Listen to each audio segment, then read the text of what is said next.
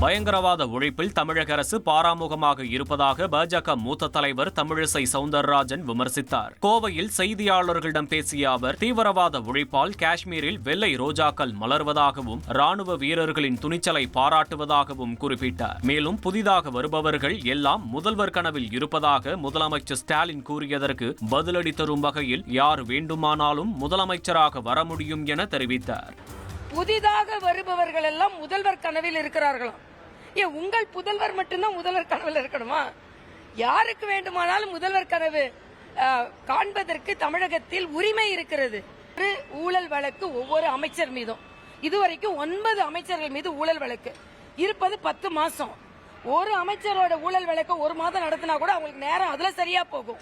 முதலில் அதை சரி செய்ய சொல்லுங்கள். பெஹல்காம் தாக்குதல் எதிரொலியாக பாகிஸ்தான் பயங்கரவாத முகாம்கள் மீதான இந்திய ராணுவத்தின் நடவடிக்கையை விசிக சார்பில் சார், என்னோட ரெசிக்னேஷன் எதுக்கு? நானே ஜாப்ஸ் உருவாக்கி பாஸ் ஆகலாம்னு இருக்கேன். எப்படி? பாஸ் வாலா பி தி பாஸ் இருப்பதாக அக்கட்சியின் தலைவர் திருமாவளவன் தனது எக்ஸ் பதிவில் தெரிவித்துள்ளார். அதில் இந்தியாவின் ராணுவ நடவடிக்கையானது ஒரு போராக மாறிவிடாமல் தடுக்கவும், நாட்டின் அமைதியை பாதுகாக்கவும், நீடித்த அரசியல் தீர்வுகளை நோக்கிய ராஜதந்திர நடவடிக்கைகள் தேவை என்னும் முக்கியத்துவத்தை சுட்டிக்காட்ட விரும்புவதாகவும் தெரிவித்துள்ளார். மேலும் பாகிஸ்தானில் ஒளிந்துள்ள பயங்கரவாதிகள் மீதான இந்த நடவடிக்கையானது இந்தியாவில் உள்ள இஸ்லாமியர்கள் மீது வெறுப்பாக தடம் புரண்டு விடாதபடி பார்த்துக் கொள்ளுமாறு மத்திய அரசுக்கு திருமாவளவன் கோரிக்கை வைத்துள்ளார். பெஹல்காம் தாக்குதல் எதிரொலியாக பாகிஸ்தான் பயங்கரவாத முகாம்கள் மீதான இந்திய ராணுவ நடவடிக்கைக்கு நடிகர் கமல்ஹாசன் பாராட்டு தெரிவித்துள்ளார். இதுகுறித்த தனது எக்ஸ் பதிவில், பெருமைமிக்க இந்தியா தனது ஆயுத படைகளுடன் ஒற்றுமையாக நிற்கிறது. கோழைத்தனமான பயங்கரவாத செயல்களால் பிரிக்கப்படாத ஒரு வலிமையான தேசத்தின் உறுதியான பதில் இது.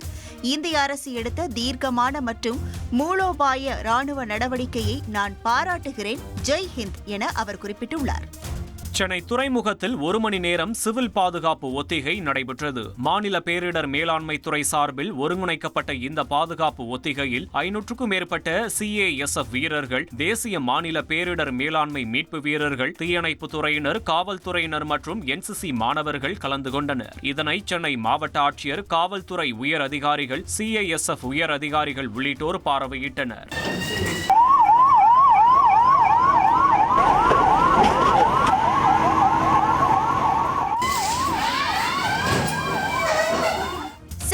மாவட்டம் கல்பாக்கம் அணு மின் நிலையத்தில் போர் பாதுகாப்பு ஒத்திகை தீவிரமாக நடைபெற்றது.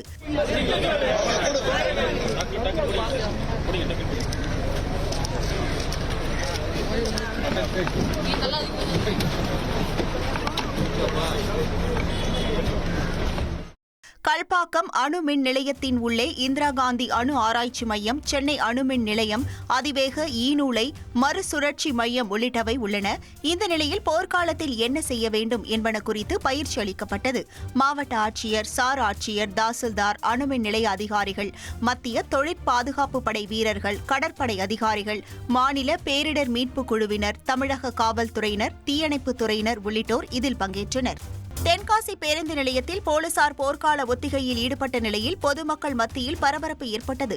இந்தியா பாகிஸ்தான் தாக்குதல் சம்பவங்களை தொடர்ந்து அனைத்து மாநிலங்களிலும் போர்க்கால ஒத்திகை நடத்த மத்திய அரசு உத்தரவிட்டிருந்தது. இந்த நிலையில் தென்காசி மாவட்ட காவல்துறை சார்பாக மக்கள் கூடும் முக்கிய இடமான புதிய பேருந்து நிலையத்தில் போர்க்கால ஒத்திகை நடைபெற்றது. இதில் பேருந்து நிலையம் மற்றும் பேருந்துகளில் பயணம் செய்யும் பொதுமக்களிடம் போலீசார் தீவிர சோதனையில் ஈடுபட்டனர்.